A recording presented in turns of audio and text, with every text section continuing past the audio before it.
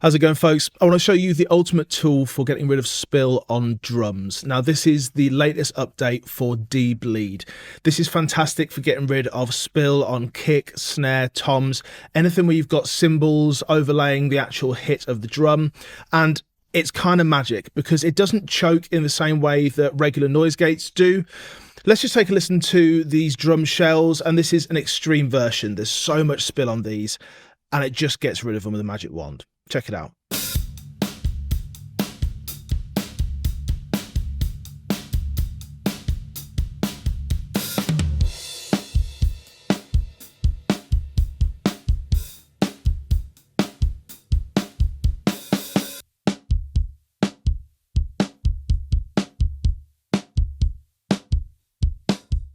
So I want to run you through the latest version, show you some of the interface updates and the new features, and just show you how easy it is to get rid of spill. So first off, we've got the regular mode here with the regular colors that we know and love. We can also go down to our settings and we can bring on dark mode, which is personally the one that I kind of work in most of the time. We've got several controls here, and we can analyze our track to let the plugin kind of think for us a little bit. So let's just do that. Let's just hit analyze and play this kick drum track.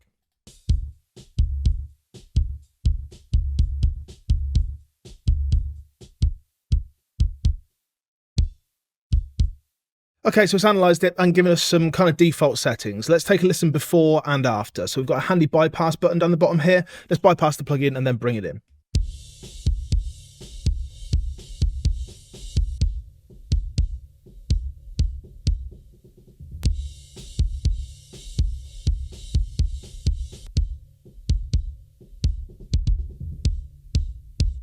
Okay, default settings, a massive difference, but we can jump into this and be a bit more specific over what we want.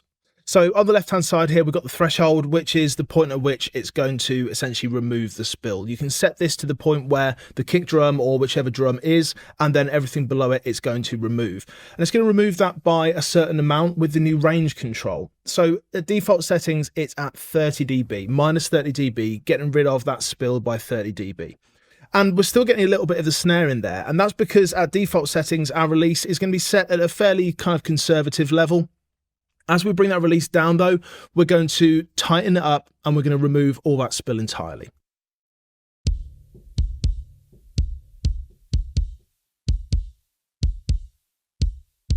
Magic.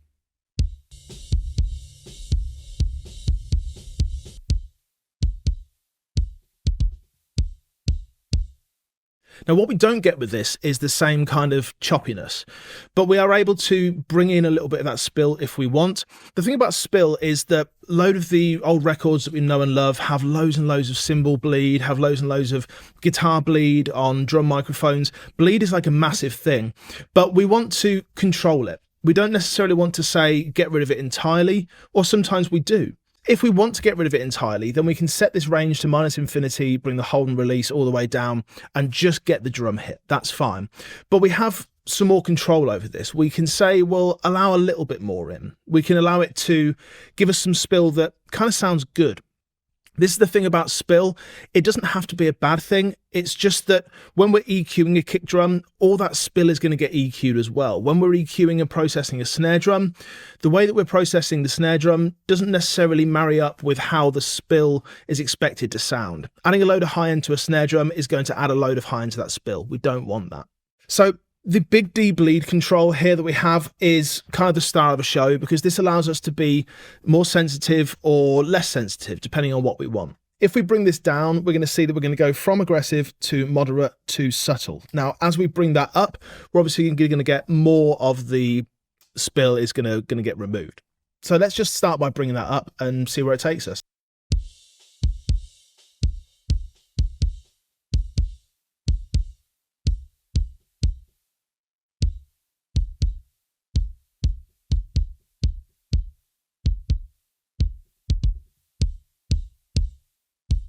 It just goes away. It's a spill be gone kind of control.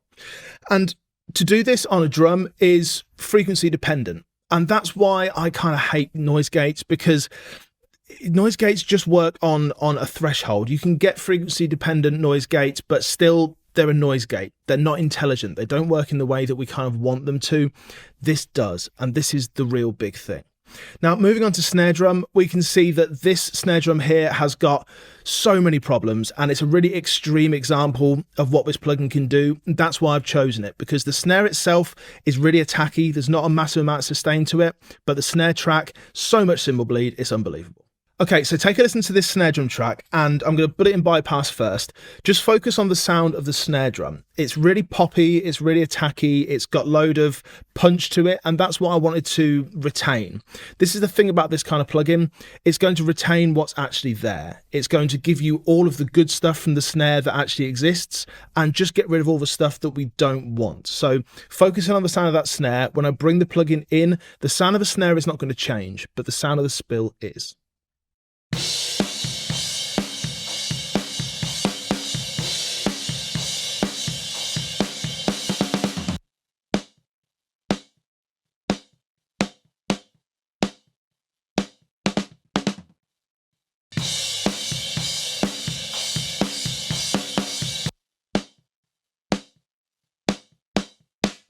Now, I'm being extreme here because I need to be extreme, but we can lighten things up a little bit if we need to.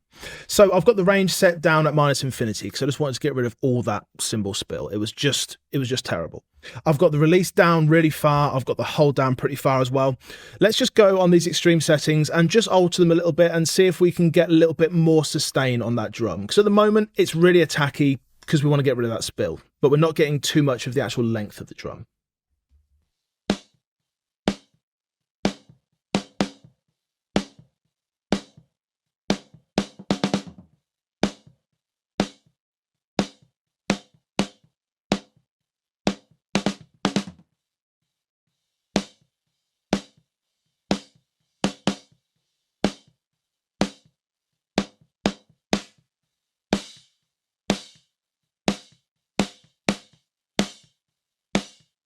Okay, what you're hearing there is a little bit of these cymbals creeping back in because I'm telling the plugin to not be quite as aggressive. And this is the thing. When we actually listen to something with a load of spill, it's not necessarily that the spill is the actual problem, it's how it's being affected by the processing that we're applying to the drum. So because I'm adding some processing to this drum, it's natural for there to be a little bit of spill in there, and we just want to make the spill sound good. And by bringing that spill down and by darkening it considerably, that's what's going to give us that clean drum sound. So just take a listen to the kick and snare together, and we'll take off that processing that deBleed is adding, and then we'll bring it back on. And you're going to hear that with slightly more natural settings, we get a little bit of cymbal spill in there, but it's not a problem in the grand scheme of things. We're crafting a mix. The listeners don't have a solo button for that snare. They just know when there's some really aggressive spill in there, and that's what we're getting rid of.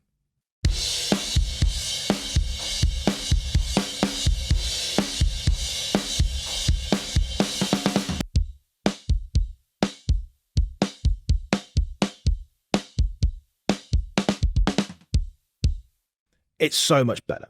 Another new feature that we have in this update is the Lookahead. So if we go to settings where we have the dark theme and live mode, which is a bit more of a CPU light version, then we've got Lookahead. So default setting is 5 milliseconds. What this is going to do is it's going to look ahead and kind of predict where the transient is going to be. Something that can happen when we're dealing with threshold dependent kind of plugins is that they will chop off the initial transient. If we have that set to instant, then when it hears the transient, it tries to open, but it can't open quick enough. So we've got a look ahead, which can go all the way up to 20 milliseconds. The default, I find, at 5 milliseconds kind of works the majority of the time, but you've got that to open up the transient if you need it. Let's just see what we can do by bringing that down and then bringing it up again and just observing kind of how it affects that transient. So all the way down first.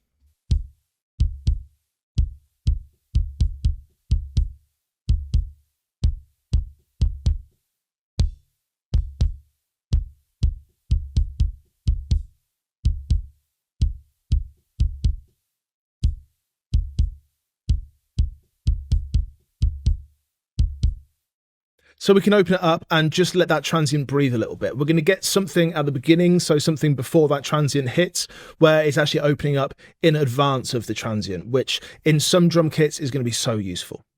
We also have a load of presets here, and I find that the snare top let it ring preset is a great example of this hold control and how having the hold longer is going to allow more of the cymbals to come through. And as we bring that down, we're just saying goodbye to some of the cymbals. So take a listen straight away. Remember, this is not analyzing the kit as it did before. This is just slapping on a preset and working from it. I'm going to bring this hold control down because there's going to be a decent amount of spill in there to start off with. But as we bring that hold control down, we're going to get a really natural kind of snare drum sound, but without that spill.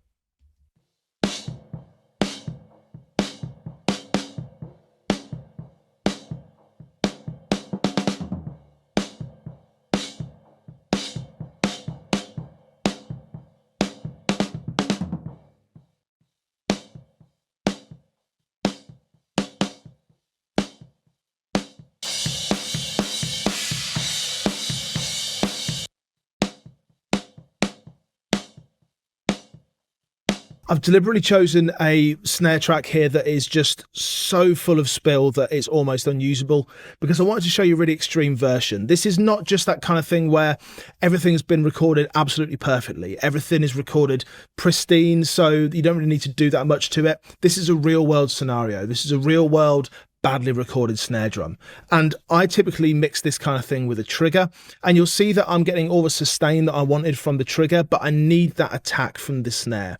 And when I bring that snare trigger track in and bypass and bring back in this deBleed plugin, you're going to see why. So if we get rid of it, first of all, we're going to hear all that spill, and then I'm going to unbypass it. We're going to get that initial attack off the snare drum, none of the spill, and then the sample is going to give me a load more length, which is kind of the way that I like to do things.